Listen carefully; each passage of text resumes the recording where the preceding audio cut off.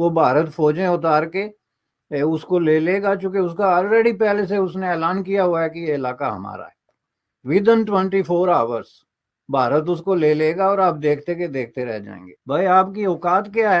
ये statement pass की है कि अगर इंडिया जो है जंग हम पर इम्पोज करता है तो हम 300 जंगें लड़ेंगे।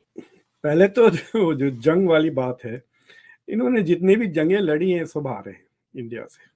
दूसरी चीज ये है कि India is becoming so strong, और इंडिया का जो इंटरनेशनल स्टैचर है वो भी इतना ज्यादा बढ़ गया कि Pakistan forcing India to do something that India doesn't want is unthinkable. मतलब कि पाकिस्तान कोई चीज जबरदस्ती करे। पूरे साल भर में 2023 में पूरे साल भर में उतने इंडियन फौजी इंसर्जेंसी में मारे नहीं गए कश्मीर में जितना आपका इस हफ्ते मारे गए।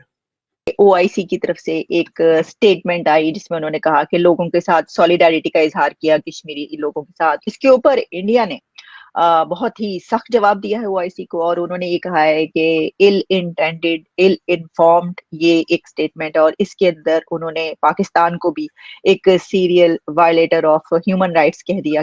पहली बात ये मैं आपको बता दूं कि पीपल ऑफ कश्मीर जो हैं उन पे सबसे बड़ा एहसान ये होगा कि ओआईसी की तरफ से कोई स्टेटमेंट ना आए।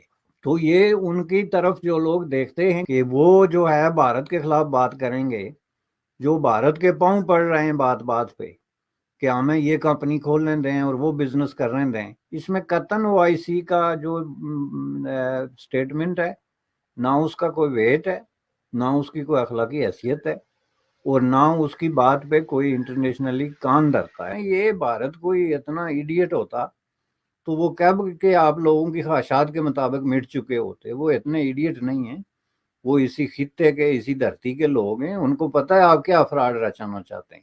तो वो कहते हैं ना कि अक्लमंद के लिए इशारा काफी होता है। महजब दुनिया में लोगों को जो है वो चांटा मार के बात नहीं बताई जाती, इसी तरीके से बताई जाती है। लेकिन ये पाकिस्तान में एक एलिमेंट ऐसा है जो इस तरह की बातें उनकी समझ में नहीं आती। वो भारत फौजें उतार के उसको ले लेगा, चूंकि उसका ऑलरेडी पहले से उसने ऐलान किया हुआ है कि ये इलाका हमारा है। विद इन 24 आवर्स भारत उसको ले लेगा और आप देखते के देखते रह जाएंगे। वहां आके आज नवंबर 23 में जो है कोर्ट ने उसको रेक्टिफाई कर दिया, और इनका राग है कि टूटता नहीं।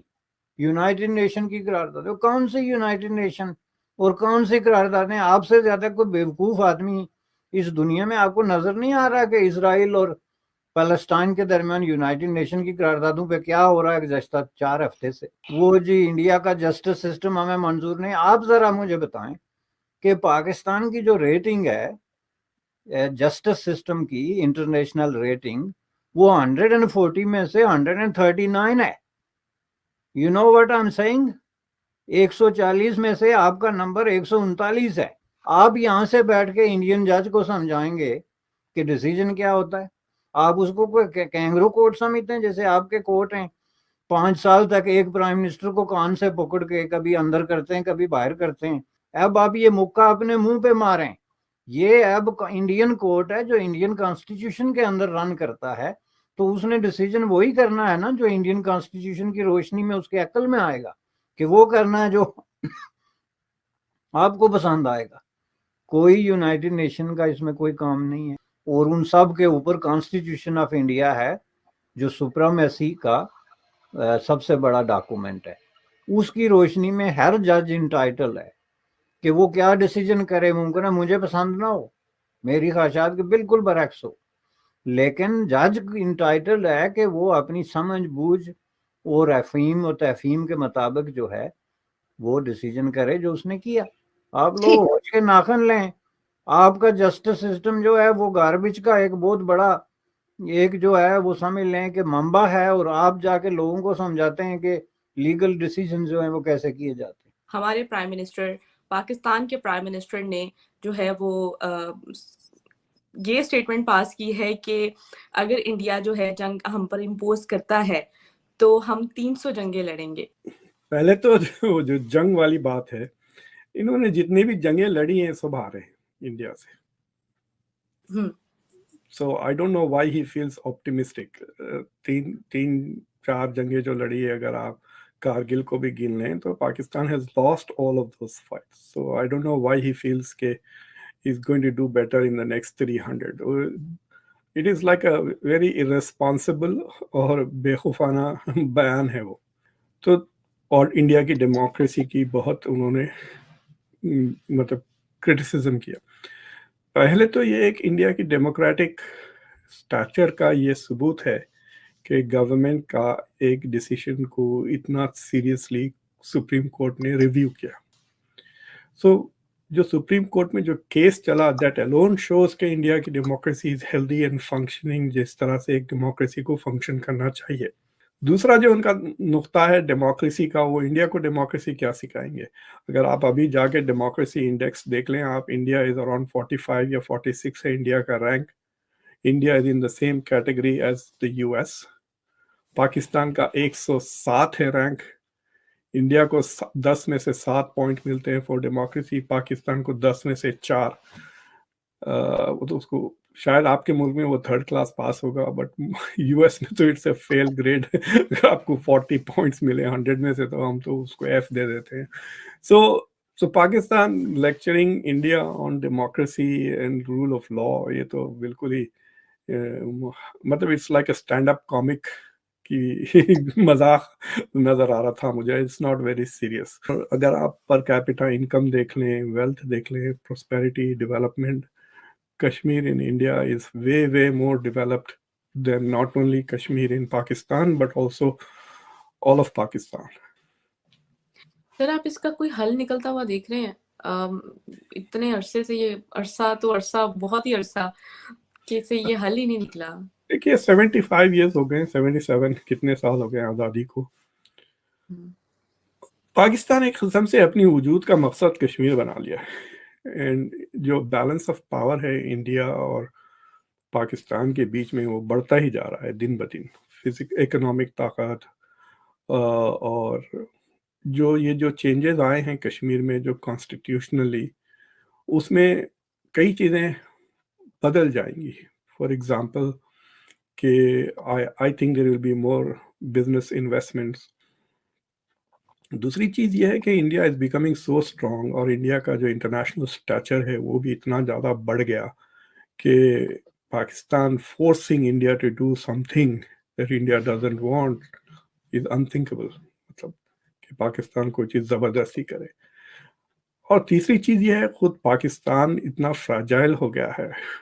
4 तो आपके प्रोविंस है, 4 प्रोविंस में 2 रोज़ाना मुझे लग रहा है कि दे आर, अगर आप बलूचिस्तान को ले लें और खैबर पख्तूनख्वा को ले लें, वहाँ पे इंसर्जेंसी के levels are higher than in Kashmir today.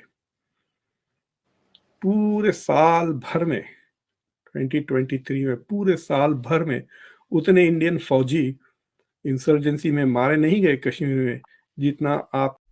जय हिंद दोस्तों, स्वागत है आपको इंडिया पाकिस्तान न्यूज़ चैनल में। तो दोस्तों, जैसे कि आपने वीडियो में देखा, आइए जानते वीडियो के बारे में। दोस्तों, आर्टिकल 370 हट जाने के बाद पाकिस्तान ने बहुत ही ज़्यादा ज़ोर शोर से शोर मचाया था 2019 5 अगस्त को, और पाकिस्तान ने भारत के साथ अपनी ट्रेड को बंद कर दिया गया था और यूनाइटेड नेशन में जाकर उन्होंने अपना पुराना घिसा पिटा राग सुनाया था और रोया था। और अब दोस्तों, भारत के सुप्रीम कोर्ट ने धारा 370 के हटाने को सही ठहराया है। तो क्योंकि सुप्रीम कोर्ट के पास यह पावर है कि आर्टिकल 13 के तहत वो जुडिशियल रिव्यू कर सकता है किसी भी लेजिस्लेटर का संविधान के स्ट्रक्चर और फंडामेंटल राइट्स के निगलेक्ट कर रहा हो। लेकिन सुप्रीम कोर्ट ने ये फैसला किया कि आर्टिकल 370 था, ये एक टेम्परेरी प्रोविज़न था और इसको हटाना बिल्कुल लीगल है। और दोस्तों, भारत के राष्ट्रपति के पास यह पूरा पावर है कि वो इसको एब्रोगेट कर सके। तो दोस्तों, पाकिस्तान ने अब फिर से इस पर शोर मचाना शुरू कर दिया है और इस पर लोगों का कहना है कि जब 2019 में यह जब कदम उठाया था भारतीय पार्लियामेंट ने, तो उस वक्त पाकिस्तान का यह शोर मचाना बनता भी था कि पाकिस्तान को भी इस फैसले में एक पार्टी माना जा सकता था इस फैसले में। हालांकि दोस्तों, इंडियन गवर्नमेंट के मुताबिक पाकिस्तान कोई पार्टी नहीं है, लेकिन अब जब जुडिशियल रिव्यू के तहत सुप्रीम कोर्ट ने फैसला दिया है तो इस पर पाकिस्तान का तो अब बोलना बनता ही नहीं है। और पाकिस्तान के पास दोस्तों ऐसी कोई पावर नहीं है कि वो इंडिया के कोर्ट्स को इन्फ्लुएंस कर सके। यहाँ तक कि दोस्तों दुनिया के किसी कंट्री के पास यह पावर नहीं है कि इंडिया के और सुप्रीम कोर्ट्स व कोर्ट्स को इन्फ्लुएंस कर सके। दोस्तों, सुप्रीम कोर्ट अपनी पावर लेता है इंडिया के कॉन्स्टिट्यूशन से, और दोस्तों इंडिया के कॉन्स्टिट्यूशन ने उनको पावर दी है कि वो जुडिशियल रिव्यू कर सकते हैं लेजिस्लेचर द्वारा, भारत सरकार द्वारा किए गए फैसलों के ऊपर। तो दोस्तों, अगर आपको ऐसी वीडियो देखना पसंद है तो हमारे चैनल को सब्सक्राइब करें तथा वीडियो को लाइक करना ना भूलें। धन्यवाद। जय हिंद, जय भारत।